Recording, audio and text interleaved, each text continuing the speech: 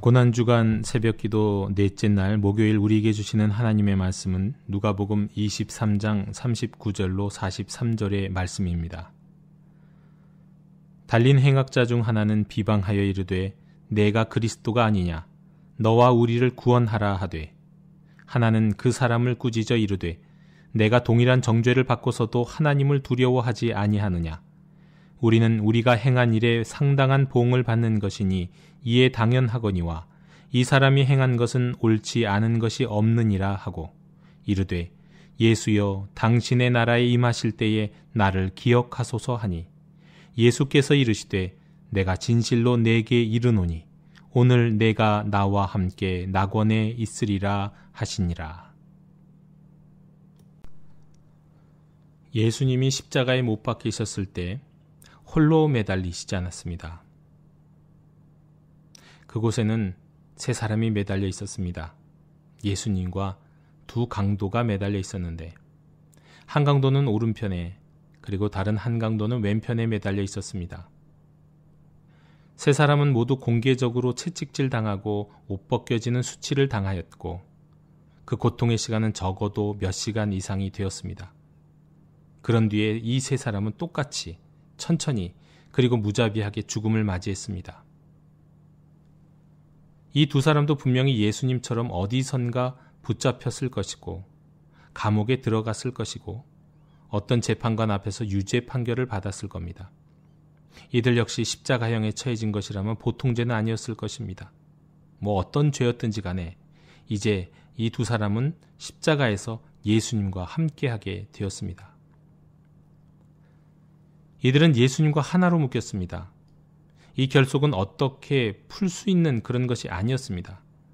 예수님과 두 사람에게는 공유하는 세 가지가 있었습니다. 그것은 유죄 판결 이후에 십자가에 이르는 과정의 고난, 그리고 고통스러운 현재, 그리고 곧 다가올 죽음이었습니다. 그러니 이보다 더 운명 공동체라고 말할 만한 관계도 찾아보기 어려울 것입니다. 그렇습니다. 좀 충격적으로 들리실지 모르지만 예수님은 강도들과 함께 십자가에서 공동체를 이루셨습니다. 칼 바르트에 따르면 이 세 사람의 관계는 확실하고도 해체 불가하며 파괴 불가한 최초의 그리스도인 공동체라고 합니다. 생각해보면 그렇습니다. 예수님의 공생애 가운데 그분이 가시는 곳마다 그분이 함께하는 사람들과 어디에서나 공동체가 생겼습니다. 예수님으로 인해 생긴 공동체에는 그분의 약속의 말씀, 즉 언약과 그분의 위로와 가르침이 있었습니다. 그 공동체에 함께 있던 사람들은 예수님이 바로 자신들을 위해서 행하시는 분, 존재하시는 분이라는 것을 알고 있었습니다. 그리고 그분의 말씀으로 살아갈 수 있었습니다. 그렇다면 이것이 바로 그리스도인 공동체입니다. 예수님과 더불어 십자가를 통해 이루어진 최초의 확실한 그리스도인 공동체는 바로 이 두 강도와 함께한 십자가라고 할 수 있을 것입니다. 좀 덜 확실하고 못 믿어온 공동체는 그전에도 있었습니다. 예수께서 부르신 제자들은 이 예수님과 함께 갈릴리 지역을 두루다니고 예루살렘까지 함께했고 그분의 말씀을 듣고 그분이 행하시는 기이한 모든 일들을 보았습니다. 그런데 겟세마네에서 그들은 어떻게 행동했습니까? 너희는 1시간이라도 나와 함께 깨어있을 수 없느냐라는 이 꾸지람 아닌 하소연을 들었는데도 불구하고 이 주님과 함께 하려고 하지 않았습니다. 예수님은 홀로 깨어 기도하시는 순간 그들은 그냥 자버렸고, 이후에 한 제자는 예수님을 제사장들에게 넘기고 다른 제자들은 예수님을 잡으러 온 군병들 앞에서 달아나 버렸습니다. 이처럼 이전에도 공동체가 있긴 했지만 그 공동체는 바로 여기 십자가에 달린 두 강도와 함께한 공동체에 비하면 참으로 부족한 공동체라고 얘기할 수 있습니다. 생각해보면 그렇기도 합니다. 하나님의 아들 독생자 예수님이 함께한 그 자리에서 만약 죽을 수 있다? 물론 십자가의 자리라고 하는 것이 매우 수치스럽고 고통스러운 자리이긴 하지만 예수님이 죽으시는 그 자리에서 나도 죽을 수 있다? 여러분, 이보다 영광스러운 일이 있을까요? 물론 이 두 강도는 믿음이 좋은 사람들, 회개한 사람들, 이 거룩한 사람들과는 거리가 먼 사람들이었을 겁니다. 하지만 그들은 적어도 예수님을 넘겨주지도 홀로 두지도 않았습니다. 예수님만 두고 잠들 수도 없었습니다. 그들은 죽는 것이 나은 고통 속에서도 몇 시간 동안 예수님 곁에 함께해야 했습니다. 그들은 예수님과의 관계를 의심받을까 싶어서 부인하고 도망할 수도 없었습니다. 십자가를 바라보는 군중의 눈에 이 세 사람은 죽음을 같이 하는 가장 확실한 운명 공동체였습니다. 오늘 성경에서는 한 강도는 예수님을 비방하고 한 강도는 오히려 비방한 강도를 꾸짖으면서 예수님의 의로우심을 고백하고 또 자기를 예수님께 헌신합니다. 이런 광경조차도 공동체의 모습입니다. 그럼에도 죽음을 향하여 함께 나가기 때문입니다. 그러나 비방한 강도의 미래가 어떻게 되었는지 우린 정확하게 알 수는 없습니다. 그냥 분명히 아는 것은 자신을 하는 주님께 의탁한 이 사람만은 분명히 구원받았다는 것, 이건 확실합니다. 그런데 이런 분위기, 이런 모습은 오늘날에 그야말로 이 부족한, 미약한 그리스도인 공동체에서도 마찬가지입니다. 이 안에도 다양한 현재를 가진 사람들, 다양한 미래를 가진 사람들이 있습니다. 그럼에도 공동체죠. 십자가 위에 이 세 사람은 예수님을 중심으로 한 최초의 그리스도인 공동체였던 겁니다. 여기서 끝나지 않습니다. 어제 백부장의 이야기를 드렸습니다. 백부장은 저 세 사람을 십자가에 못 박는 일을 진두지휘한 지도자입니다. 그러나 예수께서 큰 소리를 지르시고 숨을 거두셨을 때 이방인으로서 십자가에 예수님이 죽으신 후 가장 먼저 신앙 고백을 한 사람이 이 백부장이죠. 교회 전설에 따르면 이 백부장은 장차 예수님의 부활의 증인이 되었다는 기록이 있습니다. 그러니까 여러분, 이 십자가는 가장 큰 죄인인 강도와 이방인, 역시 가장 큰 죄인이라고 할 수 있는 이방인 로마 군대의 지휘관이 제자들 앞서 십자가를 중심으로 예수님께 헌신하고 신앙을 고백한, 장차 이루어질 그런 교회의 모습을 보여준 것이라고 할 수 있겠습니다.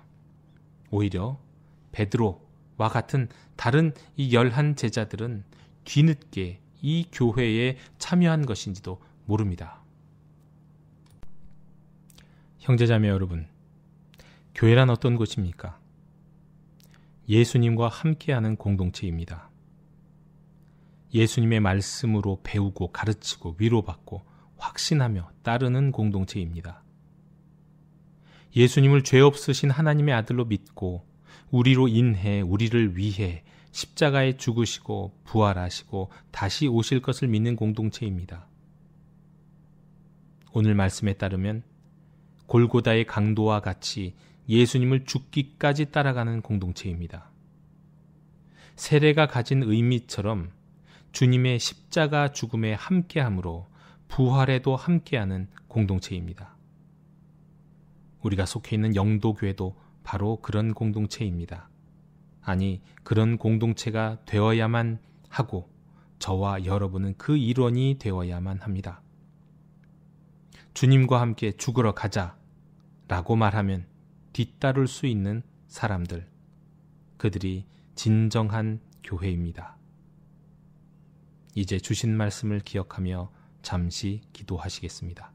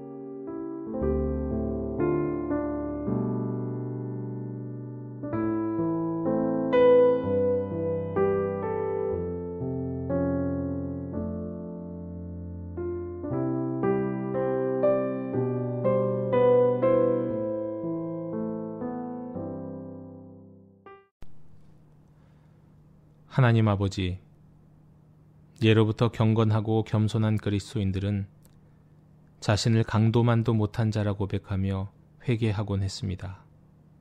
그렇습니다. 우리는 웬만해서 강도와 같은 수준에 이를 수 없습니다. 자신의 의지와 상관없이 십자가에 달린 것이지만 주님이 죽으시는 자리를 끝까지 함께했던 이들과 같을 수는 없습니다. 차라리 유다와 같고 베드로와 같은 자입니다.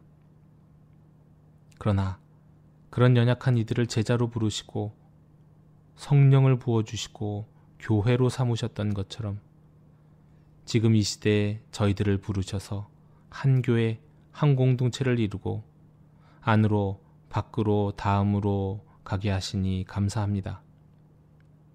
이제 저희로 유다와 베드로를 기억하면서 자신의 믿음을 돌아보게 하옵시고 백부장을 기억하면서 하나님의 섭리를 깨닫게 하시고 골고다의 강도를 기억하면서 용감하게 주님을 뒤따르는 참 제자 되게 하여 주시옵소서. 예수님의 이름으로 기도하오며 이제는 주님이 가르쳐 주신 기도를 함께 드리오니 하늘에 계신 우리 아버지, 아버지의 이름을 거룩하게 하시며 아버지의 나라가 오게 하시며 아버지의 뜻이 하늘에서 이룬 것 같이 땅에서도 이루어지이다. 오늘날 우리에게 일용할 양식을 주시고 우리가 우리에게 잘못한 사람을 용서하여 준 것 같이 우리 죄를 용서하여 주시고 우리를 시험에 빠지지 않게 하시고 악에서 구하소서. 나라와 권능과 영광이 영원히 아버지의 것입니다. 아멘.